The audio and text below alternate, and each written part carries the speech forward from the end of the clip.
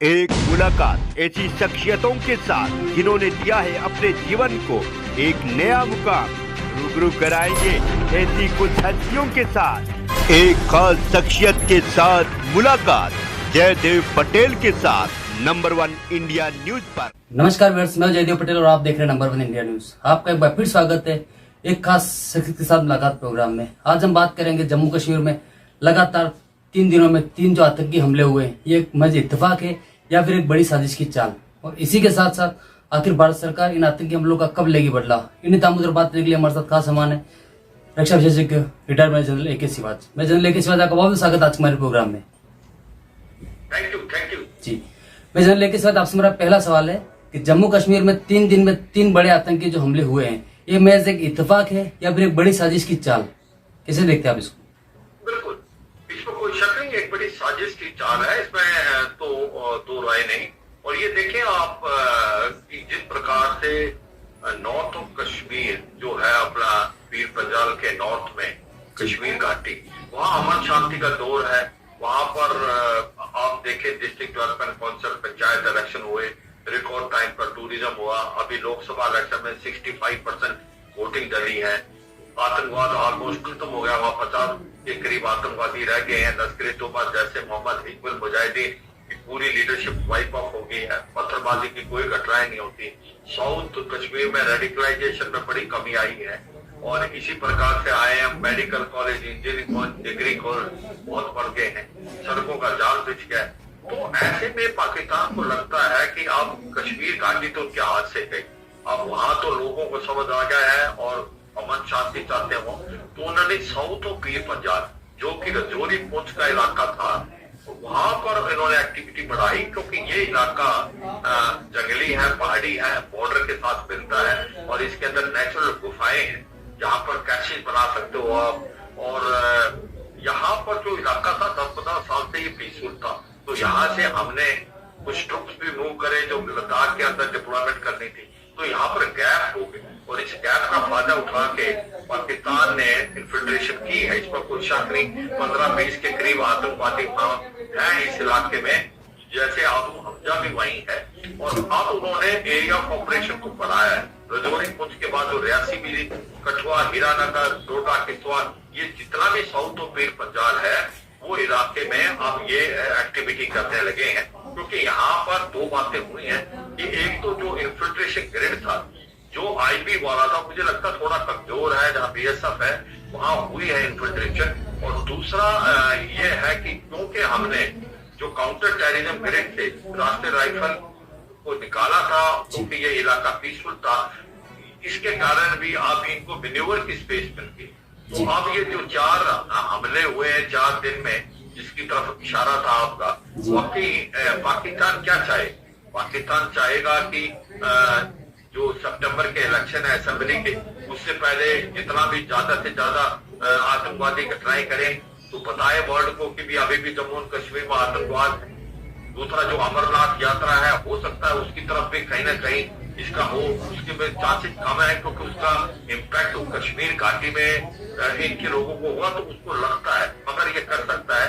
अगर ये सच्चाई सोच के चले, जो सितंबर का आपका जो इलेक्शन है असेंबली के, उससे पहले आप देखेंगे कि बहुत ज्यादा आतंकवादी घटनाएं कोशिश करेगा पाकिस्तान। और एक बड़ा इम्पोर्टेंट पॉइंट है कि जो पाकिस्तान के अंदर जो POJ की है, जहां पर गिलगित बाल्टिस्तान का इलाका भी साथ में है, वहां लोग सड़कों पे मुजफ्फराबाद, मीरपुर, कोटली, आपका झांगड़, ददनियाल, झेलम और नीलम और पाकिस्तान वाला पुंछ, वहां लोग सड़कों पे हैं, आर पार की लड़ाई लड़ रहे हैं, वो भारत को मिलना चाहते हैं। तो वो भी अटेंशन डाइवर्ट करना चाहता पाकिस्तान।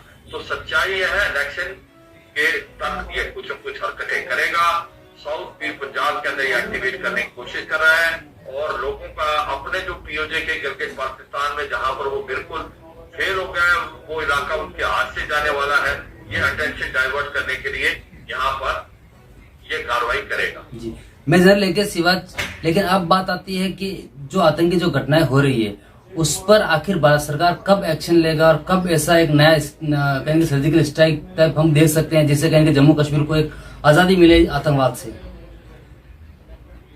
देखो वहां भी हमें स्ट्रेटेजी चेंज करनी पड़ेगी, प्रोएक्टिव स्ट्रेटेजी। दो चीजें तो करनी है। एक तो काउंटर इन्फिल्ट्रेशन ग्रिड जो है उसको और पुख्ता करना पड़ेगा साउथ ऑफ पीर पंजाब, हम उसकी बात कर रहे हैं। और वो चाहे आईपी सेक्टर हो या लाइन ऑफ कंट्रोल वाला, उसको हमें बहुत रोबस्ट बनाना पड़ेगा।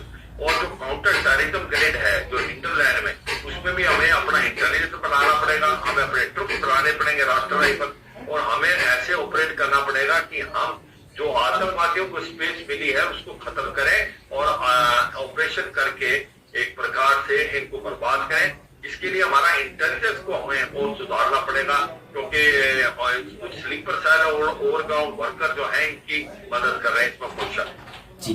तो है जो भारत अपनी तरफ कर सकता है जी।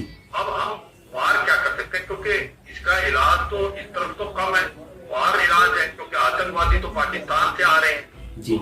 इसका मतलब ये है, पहले तो ये जो आपके लाइन ऑफ कंट्रोल के पार जो उनके लॉन्च पैड है, ट्रेनिंग एरिया, जिस प्रकार से हमने उड़ी के बाद सर्जिकल स्ट्राइक किया, जिस प्रकार से हमने पुलवामा के बाद बालाकोट में एयर स्ट्राइक किया, अब कुछ इस टाइप का कुछ बड़ा करना पड़ेगा, क्योंकि पाकिस्तान को सबक सिखाना बहुत जरूरी है। अब तो हमारे पास हथियार ऐसे हैं, जिस प्रकार से राफेल के अंदर स्कैल्प मिसाइल है, वो यहीं से फायर करके बहुत नुकसान कर सकते हैं पाकिस्तान में। तो ये अब हमें प्रोएक्टिव स्ट्रेटेजी से पाकिस्तान के अंदर जो जहां पर आतंकवादी का गढ़ है उस पर हिट करना पड़ेगा, पाकिस्तान को फील कराना पड़ेगा कि हर चीज की कॉस्ट है।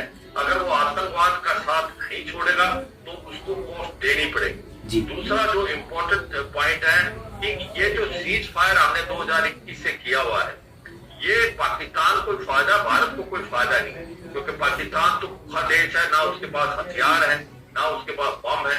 तो अपने ट्रुप्स तो उसने सीज फायर से खैबर पख्तून की तरफ लेगा और भारत में इन्फिल्ट्रेशन कराता है।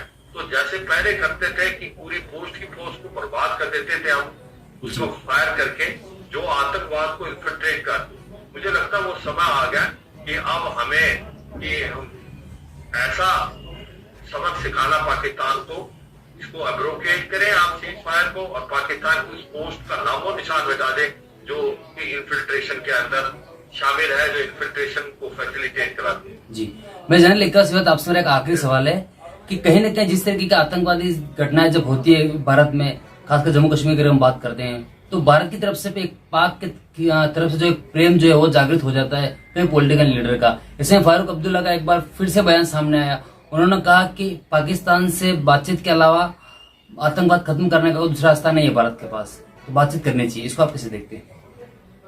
बिल्कुल गलत है, पाकिस्तान से कोई बातचीत नहीं होनी चाहिए। पाकिस्तान एक एपी सेंटर है, पाकिस्तान आतंकवाद का गढ़ है। पाकिस्तान का जो रूल है वो पाकिस्तान की फौज में है, पाकिस्तान की आर्मी और पाकिस्तान की ISI है, वो बिल्कुल नहीं चाहती भारत के साथ रिलेशन अच्छा करना। उनके जो पॉलिटिकल हेड्स हैं उनका कोई जुनून नहीं है। जब भारत के प्रधानमंत्री अटल बिहारी वाजपेयी लाहौर में गए थे बस में, तो फिर क्या किया इन्होंने, कारगिल वार कर दिया। जब भारत के प्राइम मिनिस्टर जो प्रेसिडेंट है मोदी साहब, जब वो चले गए थे अपना रिस्क लेके पाकिस्तान में, तो इन्होंने पठानकोट कर दिया। तो बातचीत का तो मतलब नहीं है, terror and talks can not go together. जब तक पाकिस्तान आतंकवाद का साथ नहीं छोड़ेगा कोई बातचीत। क्या पाकिस्तान आतंकवाद को छोड़ सकता है? बिल्कुल नहीं छोड़ेगा, क्योंकि पाकिस्तान क्या वजूद ही है कि भारत को ब्रीड कराना है। उसको ये सच्चाई है, पाकिस्तान का जो साइज भारत से 1/7 है, उसकी पॉपुलेशन 1/8 है और उसकी इकोनॉमी 178 है, मगर पाकिस्तान की जो फौज है वो 80% भारत के। इतना छोटा देश इतनी फौज क्या कर रहा है? तो वो एक इमेजिनरी थ्रेट डेवलप करा रखी इसलिए कि भारत अटैक कर दे, और इसलिए वो आतंकवाद का सहारा देता है। और ये भी देखें कि असलियत में पाकिस्तान में वो होता है जो पाकिस्तान की फौज चलती। कहते हैं हर देश के पास आर्मी है, पर पाकिस्तान की आर्मी के पास देश है। और यही नहीं कि वहां पर असली पावर इस्लामाबाद से नहीं, रावलपिंडी से होती। तो मुझे नहीं लगता पाकिस्तान बाहर जाने वाला है। पाकिस्तान को बार बार सबक सिखाना पड़ेगा, सर्जिकल स्ट्राइक करनी पड़ेगी, पाकिस्तान के अंदर उसके मामला पड़ेगा। वो जो जिस प्रकार से जो आतंकवादी वहां है अंदर, जिस प्रकार से 15 से 20 मारे गए हैं, पिछले मारे हैं, मगर वो इस टाइप की कार्रवाई पाकिस्तान को सबक सिखाना पड़ेगा। और हमें अपना अंदर भी अपना जो counter infiltration grade, counter terrorism grade को भी पुख्ता करना पड़ेगा। तो ये मल्टी प्रॉन्ग स्ट्रेटेजी है, ये आपका इंटेलिजेंस को बनाना पड़ेगा, पर पाकिस्तान से कोई बातचीत का मतलब नहीं। तो जो पॉलिटिकल पार्टी इनको समझना चाहिए, भाषा वो बोले जो देश के हित में, ऐसी बात वार्तालाप करते हैं तो वो दूसरे देश को फायदा होता है, दुश्मन देश को। तो मुझे लगता है इनको समझना चाहिए, और इसीलिए आज ये इनका कोई वजूद नहीं रह गया है। जो कश्मीर में इलेक्शन हारेंगे अगर देश के हित के लिए बात नहीं करेंगे। मैं जानने के साथ हमारे समय निकला, उसके लिए आपका बहुत बहुत धन्यवाद। Thank you.